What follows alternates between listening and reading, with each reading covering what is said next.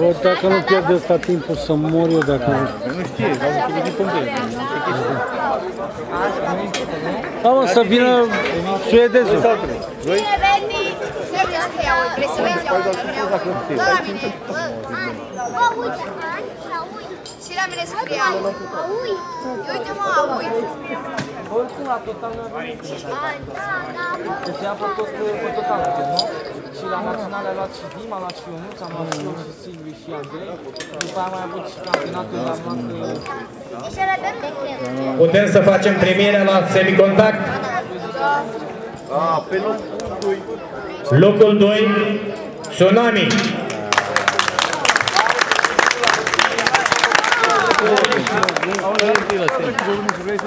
Și locul 1, Unex. Este! Bravo, Nivel! Bravo, tată! Sunt mai mulți, mă, câștigători. Premierele vor fi făcute de către președintele francez, Ciprian Sora. Lumea goală. Aș dori să mulțumesc și eu sponsorului care l-am avut pentru această competiție. În speță primăria sectorului 4, care ne-a pus la dispoziție niște premii pentru acest campionat. Le mulțumesc și vă mulțumesc și vouă pentru această participare. Sperăm să facem un obicei din asta. Care e microfonul ăla?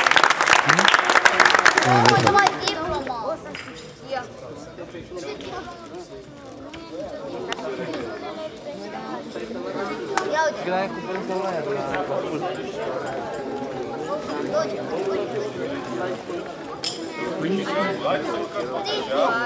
Valeu! Soare cu mine? Bineînțeles, mai puțin ca să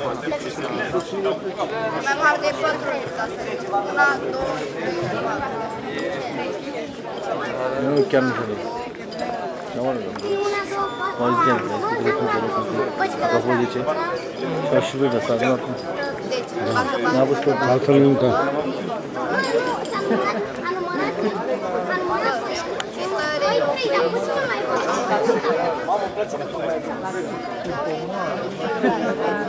La mine acum ai zis, nu